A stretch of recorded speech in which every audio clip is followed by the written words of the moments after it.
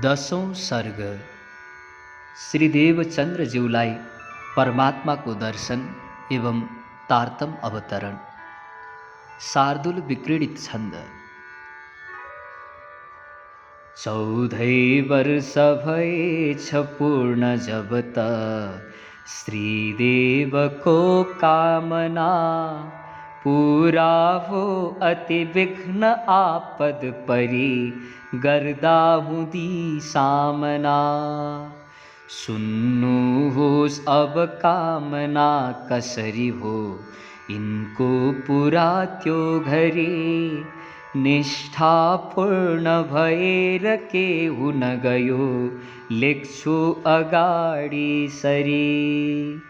थाल्दा सुन्न उमेर 26 थियो 40 पूरा भयो श्रीमद् भागवत प्रकाश घटमा पर्दा अँध्यारो गयो। जाचे छन् प्रभुले अनेक थरीका विघ्नाधि पारिकन सारा विघ्न विरोध आपदहरू झेले सुकाइतन। धेरै दुख दिएर प्राणपतिले इनको परीक्षा गरे पाए दुख सहेर नै सफलता राजीव सेमा परे। धेरै सानो उमेर देखि यिनले जसलाई खोज्दै थिए तीनै शाश्वत पूर्ण ब्रह्म खुसी भई साफल्य पुरा दिए। 14 वर्ष पुरा हुने दिन जसै सारा कथामा गए थाले सुन्न कथा सबै जनहरू आनन्द मग्नै भए। श्रीमद् भागवत प्रवीण मतिले श्री भट्टजी भन्दथे श्रोता ध्यान दिएर त्यो प्रभु कथा आनन्दले सुन्दथे। साह्रै रोचक भई कथा सब जना गदगद भएका थिए। यस्तो अवसरमा दयालु प्रभुले मौका विचारी लिए। यही हो अवसर देवचंद्र मन को पर्दा हटाई दिने। ये हुन् धाम सखी चिनाई घर को बाटो बताई दिने।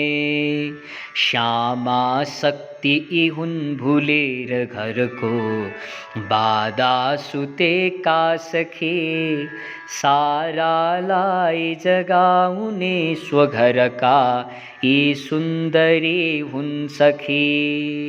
इनको अंतर साफ भू जगत को संसर्ग टाढा भयो। आत्मा निर्मल भो विकार सब नै सत्संगतैले गयो। यस्तो श्री प्रभुमा विचार हुन गो श्री देवचंद्र प्रते श्रोता मण्डपमा थिए प्रभु कथामा प्रेम मग्नै अति। छायो तिर्मिर देवचंद्र दृगमा सारा अँध्यारो भयो। अंतरदृष्टि खुलेर बाह्य जगती सारा अदृष्टै भयो। देखे दुई भुज बाँसुरी छ करमा छन् रत्नका भूषण। पैरेको छ सुपेत वस्त्र तनमा छन् धेर आभूषण। शोभा प्वाख मयूरको छ शिरमा जाज्वल्यमानै भई। चम्केको मुकुट प्रदीप सरी भई आँखा खुले छन् गई।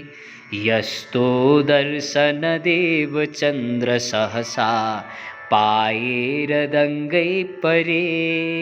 पाए दर्शन नाथ को जगतमा कर्तव्य पूरा गरे।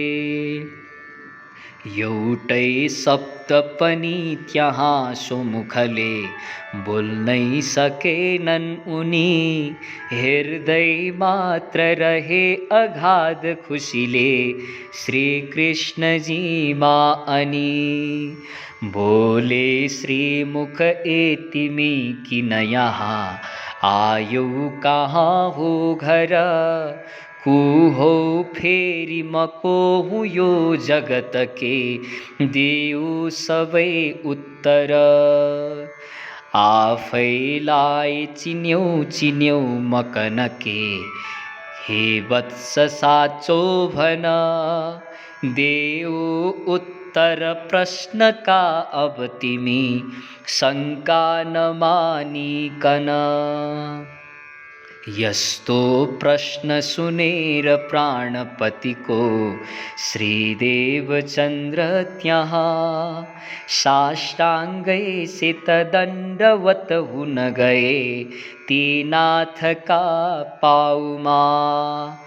बंदै हर्ष विभोर पत्नी न गए श्री पाउमा निर्धक। सोचे आज पुरा भयो व्रत यहाँ भो जीवनै सार्थक। जोड्दै हात उठेर उत्तर दिए हर्षाश्रु झार्दै तब। हे आत्मा स्वर प्राणनाथ प्रभुजी के भन्नु मैले अब। कुन हो काम कहाँ रहेछ घर लौ आए जगतमा किन। मेरा नाथ हजुर जान्दछु यति बाँके कुरा जान्दिन। यस्तो उत्तर देवको सुनिसकी केही मुस्कुराए धनी। बोले शाश्वत धाम का वचन लौ समझाऊ इनमा भनी। पूर्णात् पूर्ण अनादि धाम बिचमा सम्बन्ध जसको थियो। त्यस्ता ब्रह्म सखी पसे जगतमा जसले भुल्याइदियो। आए अक्षर को असत्य जगमा हेर्छौं तमासा अनि। फर्कन्छौं अविलम्ब धाम बिचमा हेरेर लीला पनि। एउटीको यदि भूल भो पनि भनी चित्छौं अरूले अनि। मायाले तब छल्न सक्दिन कसै चिन्छौं अवश्यै भनी। किन्तु त्यो सब शर्त विस्मृत भयो माया नसाले गरे। भूले त्यो ब्रजमार रास बिचमा ठूलो नशामा परे। तेस्रो इण्ड बन्यो र यो जगतमा पस्ता भए ते सखे। ब्रह्मानन्द भुलेर मस्त शीतले बस्दा भए ती सखी। आमा बाबु शरीर सम्पत्ति सबै पत्नी र छोराहरू। छोरी ज्वाइँ अनेक वन्दन भई बाध्ने जगतमा अरू। मेरो यो सब थोक हो भनी भनी आफ्नो बनाए जगत। फिर्ने बात सबै भुले सकलले भई मोह निन्द्रा तब। लागे पूज्न विमूढ भई जगत का ढुङ्गा मुढा औजल। माटो रोखर अग्नि आदि सबले भूलेर आफ्नो घर। यस्तो अक्षरको जड प्रकृतिको पूजा र अर्चा गरी बिल्ली पाठ भएर दुखित भए सारै विचल्ली परी। भुल्ने छौ र पठाउँला गुरु भनी मैले भनेको थिएँ, सोही कारणले पठाई जगमा यो दर्शनै जो दिए। आयौ धाम सखी जगाउन तिमी, मैले पठाई यहाँ। श्यामात्मा तिमी हौ र यो नाम पनि हो श्री सुन्दरी धाममा। तिम्रो काम ठुलो छ यो जगतमा, सारा अगाडि सरे गर्नु पर्दछ एकनिष्ठ बनिँदै एकाग्र चित्तै गरी। ब्रह्मात्माहरू स्वप्न रूप जगमा जो छन् निदाइकन, निद्रा नाश गरेर जागृत गरी उनको फिराई मन। हर्नु पर्दछ दुःख मोह जलको, लानु छ श्रीधाममा। यो तिम्रो शुभ कार्य हो अब तिमी लाग्नु यही काममा।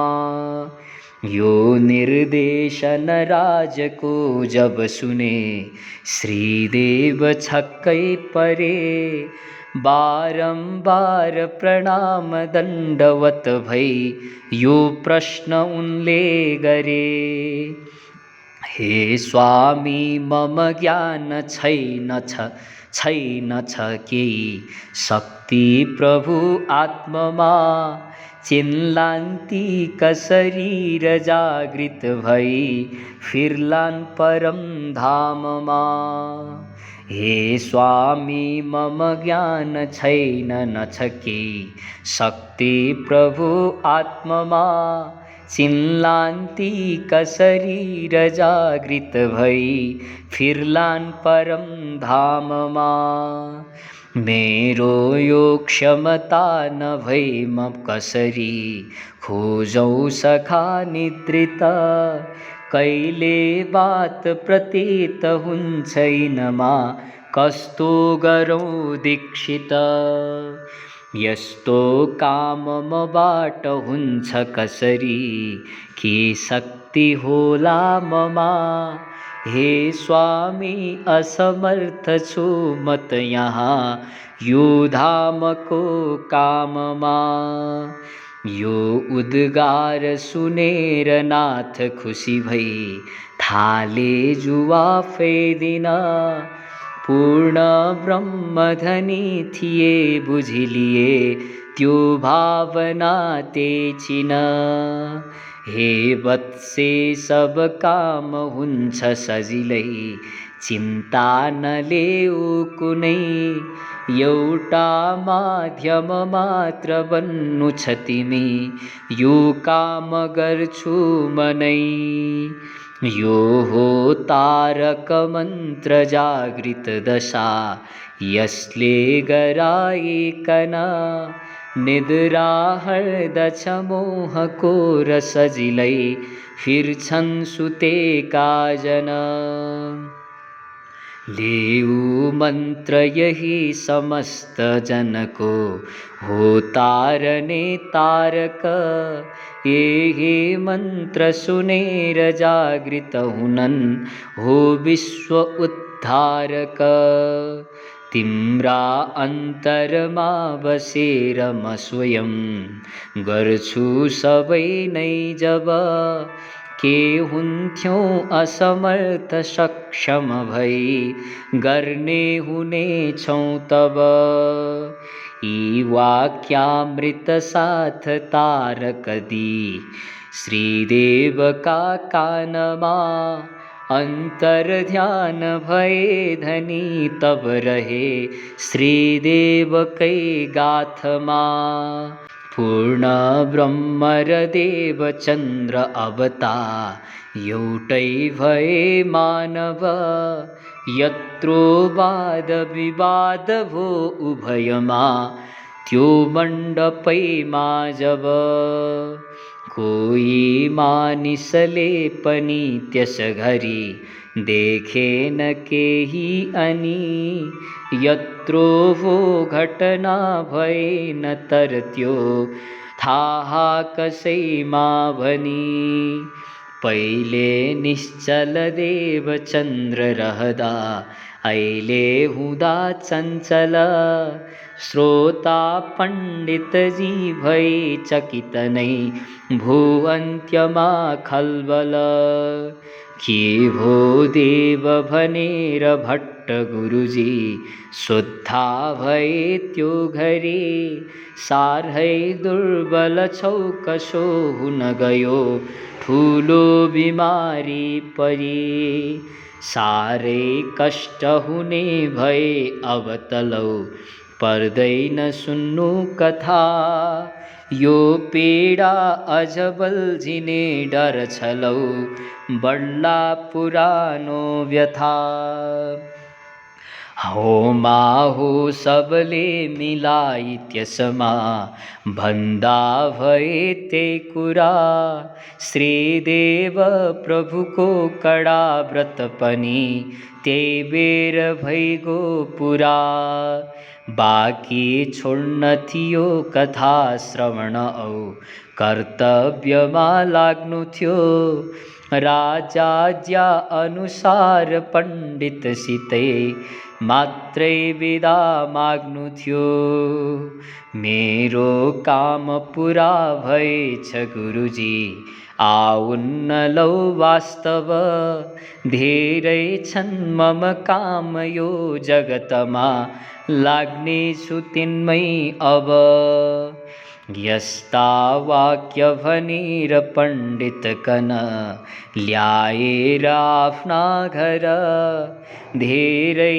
दान र दक्षिणासित विदा गर्दा भए आखिर झल्क्यो धाम अनादि जागृत भए श्रीदेव चन्द्र प्रभु लीला त्यो ब्रजरासको पनि खुल्यो छन् अन्तरैमा विभु आए ज्ञान अपूर्व तारकली श्रीधामका मालिक उत्रे भूतलमार धन्य हुन गो यो भूमि धन्याधिक पृथ्वी धन्य छ धन्य फेरि कलिको 28औं आवृत्ति मान्छे धन्य यहाँ अहो सफलता मिल्ने समाले धृति आज्ञा धाम सखी जगाउन भनी जस्तो धनीको भयो सोही काम डटेर गर्नु अबता श्रीदेवजीले पर्यो सोही काम डटेर गर्नु अबता श्रीदेवजीले पर्यो। तारक मंत्र महात्म्य द्रुत विलंबित छंद। हृदयमा प्रभुको जब बास भो जगत मोहन सा सब नाश भो अतुल शक्ति मिल्यो अब देवमा विमल तारक नौतन क्षेत्रमा उदय यो त्यस मण्डपमा त्यहाँ सरस कीर्तन भक्ति कथा जहाँ नियमले भनिने सुनिने थियो प्रथम धन्य छ दर्शन जो मिल्यो अधिक दुःख र कष्ट गरिकन विपद आपद धीर सहिकन बहुत निर्मल चित्त गरिकन तब मिल्यो प्रभुको शुभ दर्शन प्रखर तारक को महिमा ठुलो जगत तारण निमति यहाँ खुलो, सकल सात्विक राजस तामस, त्रिगुण को भ्रम हृद तारक, निगमले अति खोज गरी कन, सुगमता यस को न बुझी कन, नत यही नतयो भ्रम परी, यति भनी कन फेनु पर्यो पछी, अमर तारक को बुझते कथा, अघिकतै शिव का स्मृति मा छदा, मकन भन्नु हवोस्मनि पार्वती, शिव समीप गई बिनती अति, बहुत जिद्दी गरिन्द्र सुनाउदा, तब उनी झट मस्त निदाउदा, सुक चरा बचराहरूले सुनी, पछि भए सुकजी गतिला मुनि, सुक परीक्षित दाजुर भाइ हुन्, तब परीक्षितमा सुक भन्दछन्, यसरी भागवत प्रभुको कथा, प्रकट भो बुझ तारक त्यो यथा, न त अगाडि भयो न पछाडि नै, प्रकट तारक मन्त्र हुने कुनै, समय उत्तम यो कलिको अहो, कलुष नाश हुने सबको भयो, बहुत हर्षित भावुक मानव, पर हुने सब दुष्टर दानव, कुमति नाश हुने सब भक्त को, सरित बंद हुने अवरक्त को, परम धाम प्रकाश यही भई, पतित पावन नाश यही रही, परम धाम सखी कन खोजने,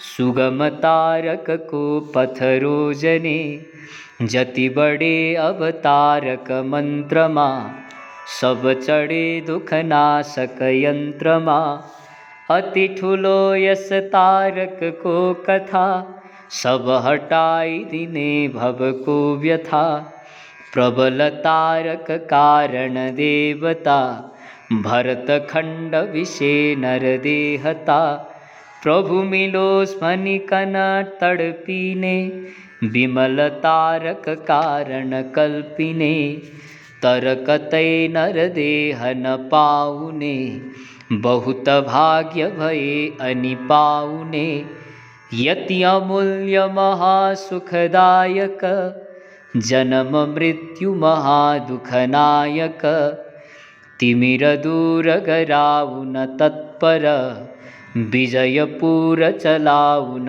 जब्बर, उदय भो अवज्ञान प्रकांड को, सफल पार्दछ सृष्टि ब्रह्मांड को, भरत खंड विषे पर ब्रह्म को, शुभ पदार्पण भो सुख कंद को, बहुत भाग्य भये अनितारक, अतुल मिल्दछ त्यो सुख कारक, भरत खंड विषे पर ब्रह्म को, शुभ पदार्पण भो सुख कंद को, बहुत भाग्य भये अनितारक, अतुल मिल्दछ त्यो सुख कारक, अतुल मिल्दछ त्यो सुख कारक।